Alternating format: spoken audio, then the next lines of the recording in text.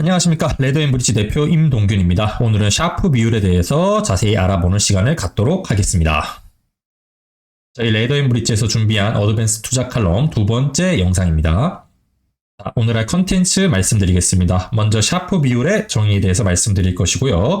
두 번째는 샤프 비율의 첫 번째 맹점, 세 번째는 샤프 비율의 두 번째 맹점, 네 번째로 샤프 비율의 세 번째 맹점에 대해서 말씀드리면서 샤프 비율의 의의와 한계에 대해서 말씀드릴 예정입니다.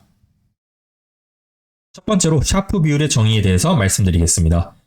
샤프 비율은 처음 이 공식을 접하는 분들을 위해서 말씀드리면 포트폴리오 기대 수익률에서 무위험 이자율을 뺀 것입니다. 그리고 그 값의 변동성을 나눠주는데요. 이것의 의미는 은행에 가만히 예금을 해도 얻을 수 있는 수익보다 일단 얼마나 이 포트폴리오가 벌고 있느냐 이거를 계산한 다음에 이 수익률을 얻기 위해서 어느 정도의 변동성을 감당했는가를 확인하는 것입니다.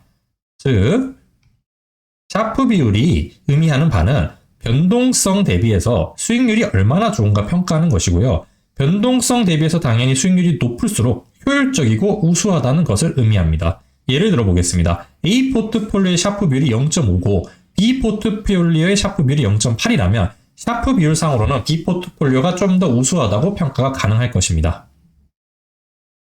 자, 그렇다면 이 변동성은 어떤 식으로 측정하느냐? 변동성의 측정은 수익률의 변동의 표준 편차로 측정합니다. 예를 들어 볼게요. A 포트폴리오가 지난 6개월간 수익률이 10%, 마이너스 5%, 3%, 마이너스 2%, 9%, 1% 뭐 이런 식으로 변동이 있었다면 이것을 모두 계산해 보면 표준 편차가 약 0.06이 나옵니다. 즉 A 포트폴리오의 변동성은 지난 6개월간 약 6%의 변동성을 지니고 있다 이렇게 평가하는 것입니다. 이 샤프 비율의 맹점은 결국 바로 이 변동성의 측정 방식에서 귀결되는 경우가 많은데요. 먼저 그럼 두 번째로 샤프 비율의 첫 번째 맹점에 대해서 말씀드리도록 하겠습니다. 자, 변동성의 방향을 한번 먼저 생각해 볼게요.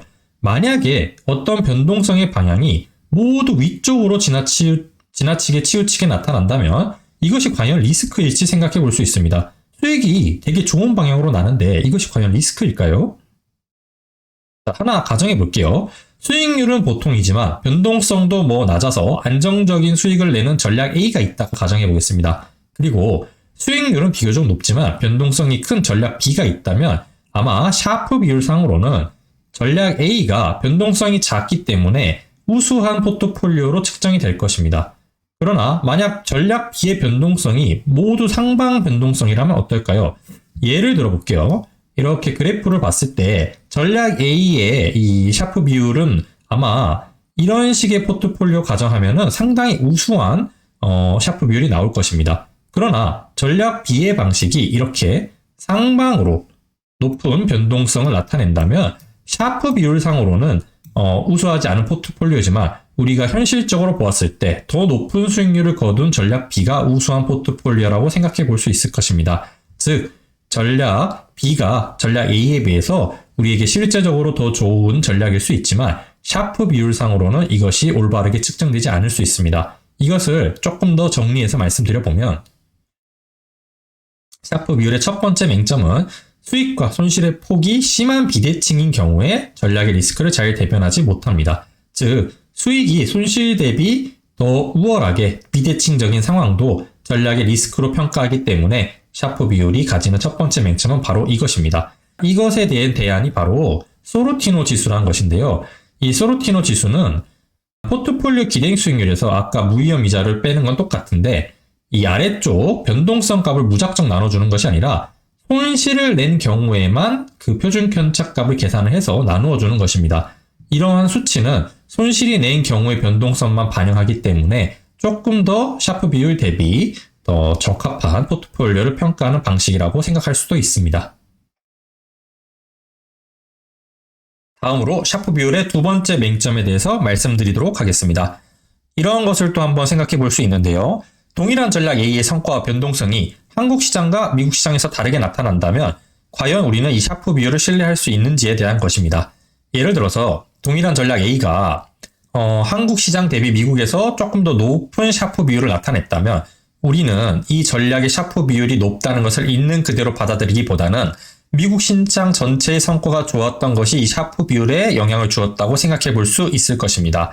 특히 이러한 경우는 주식 순매수 전략 같은 경우에 많이 나타나게 됩니다. 만약에 우리 전략이 그저 주식을 사기만 한다면 미국 시장의 성과가 한국 시장보다 더 좋았던 경우에 측정을 하게 될 때 미국 시장의 성과가 이 수익률에 반영이 되었을 것이고요. 그리고 그것에 따라서 샤프 비율도 높게 나타났을 가능성이 있습니다. 반대로 어떤 전략이 시장 중립적이어서 그냥 주식을 사기만 하는 것이 아니라 로직에 따라서 매수도 하고 매도도 하는 전략, 공매도도 하는 전략이라면 비교적 시장 수익률 자체의 영향이 적어지기 때문에 샤프 비율로 측정을 해도 크게 왜곡되는 일이 없을 것이지만 주식 순매수 전략 같은 경우에는 시장에 따라서 영향력이 크게 반영될 수 있습니다. 즉, 우리가 정리해서 얘기해보면 샤프 비율의 두 번째 맹점은 시장 중립적이지 않은 전략의 리스크 대비 성과를 판단하기 어렵다는 것입니다. 이것에 대한 대안을 생각을 해보면 바로 우리가 정보 비율을 한번 얘기해 볼 수 있을 것 같은데요. 정보 비율은 포트폴리오 기대 수익률에서 그냥 무위험 이자율을 빼는 것이 아니라 벤치마크 수익률을 뺍니다. 즉, 그 전략이 작동했던 시장의 수익률을 빼주고 거기에서 시장보다 초과 수익률을 기록한 것의 표준 편차로 나누어 준다면 시장의 영향을 배제한 값을 우리는 계산해 볼 수 있을 것입니다.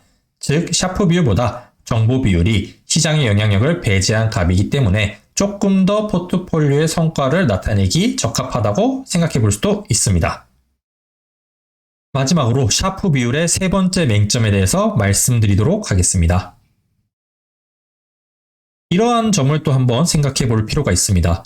확률적으로 발생 가능성이 아주 낮지만 일단 발생하면 아주 큰 손실을 내는 경우의 수가 있다고 해보겠습니다. 샤프 비율은 과연 이런 것들을 잘 반영할 수 있을까요? 우리가 하나의 게임을 가정해보죠.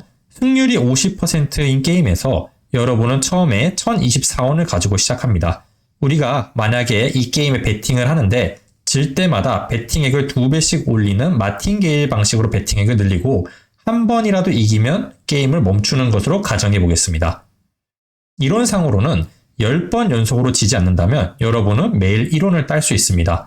계산을 한번 해보죠. 예를 들어서 먼저 1원을 겁니다. 1원을 걸었는데 게임에서 졌다면은 여러분은 베팅액을 다시 2배로 늘려서 2원을 겁니다. 2원을 걸었는데도 게임에서 졌다면은 베팅을 늘려서 4원을 겁니다. 4원을 걸었는데도 만약에 졌습니다. 그러면 또 이번엔 8원을 겁니다. 만약에 이번에 여러분이 이겼다면은 이 값을 모두 계산해보면 1이라는 숫자가 나오는 걸 확인할 수 있습니다. 모든 경우에 이런 경우가 발생하기 때문에 여러분은 10번 연속으로 지지만 않으면 결국 매일 1원을 딸 수 있는 것입니다. 그러면 만약에 10번 연속으로 지면 얼마를 잃게 되나요? 이것도 한번 계산해 볼 수 있죠. 당연히 1023원이 됩니다. 계산해 보면 1 더하기 2 더하기 4 더하기 8 더하기 이런 식으로 쭉 우리가 10번 연속으로 잃었을 때의 경우를 계산을 해보면 1023원을 한 번에 날려버리게 됩니다. 그러면 샤프 비율을 계속 계산을 해봅시다.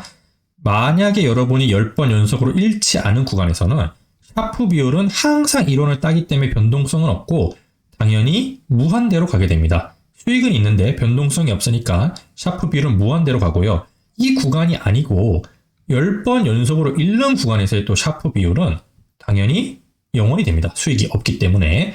즉, 샤프 비율은 이렇게 극단적으로 발생 가능성이 낮은 순간을 계산하기가 어렵습니다. 이러한 금융상품이 현실적으로 존재하는지 좀 의문이 가질 수 있는데요. 실제로 완벽하게 일치하진 않더라도 옵션을 매도해서 평소에 프리미엄을 먹는 방식이라든지 변동성이 처음에 안정되어 있는 상태에서 일시적으로 변동성이 높은 경우에만 돈을 잃는 변동성 숏 포지션 같은 금융상품의 경우에는 매우 높은 승률로 평소에는 아주 자잘한 이익을 먹고 있습니다. 그러다가 어쩌다 낮은 확률로 발생한 사건 때문에 아주 큰 손실을 기록할 수 있습니다. 이러한 경우의 상품들이 지금 제가 예시를 든 게임과 매우 유사하다 얘기할 수 있고요. 이러한 경우는 샤프 비율로 우리가 평가하기가 굉장히 어렵습니다.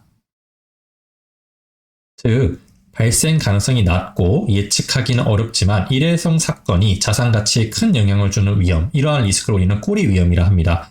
이 꼬리 위험이란 말은 어디서 나왔냐면 정규 분포 곡선에서 나왔는데 이렇게 정규 분포 곡선에서 양쪽 극단값은 일어날 확률이 낮고요. 이 모양이 꽃 꼬리와 닮아서 우리는 이것을 꼬리 위험이라고 흔히 얘기하고요. 더군다나 이 실제 금융 상황은 이 정규 분포 곡선을 따르지 않습니다. 정규 분포 곡선보다 첨도는 높고 꼬리는 더 두꺼운 그래프를 그리게 되는데요. 이러한 경우를 우리가 두꺼운 꼬리라 해서 기존의 검은색 꼬리보다 조금 더 두꺼운 패테일, 두꺼운 꼬리 위험이라고 흔히 얘기합니다. 즉, 샤프 비율은 실제 금융시장이 두꺼운 꼬리 위험을 나타내는데 이 두꺼운 꼬리 위험을 제대로 반영해서 평가하지 못할 가능성이 크다라고 우리는 예측할 수 있습니다. 즉, 이런 세 번째 맹점, 패테일 리스크를 반영하지 못하기 때문에 우리가 포트폴리오 위험을 평가할 때 오로지 샤프 비율만으로 평가하긴 어렵고, 그리고 만약에 평가한다면 다양한 가능성이 나타날 것을 충분히 반영하기 위해서 충분히 긴 시계열과 다양한 금융 상황에서 포트폴리오를 점검해보는 것이 1차적으로 중요할 것이고, 최대 낙폭 등의 다른 지표와 같이 포트폴리오의 리스크를 평가해보는 것이 꼭 필요합니다. 그 외에도 전략의 샤프 비율이 되게 높게 나온다 하더라도 실전에서 유동성 문제 등으로 인해서 성과가 재현되지 않을 가능성이 있습니다. 이것에 가장 적합한 예는 초단타 고빈도 매매인데요. 매우 고빈도로 단타를 하게 되면 시장의 유동성이 받쳐주지 않기 때문에 전략의 백테스트 상으로 샤프 비율은 굉장히 높게 나타나더라도 실제에서는 그만큼의 성과가 나타나지 않을 수 있다는 점 먼저 생각해 볼 필요가 있을 것입니다.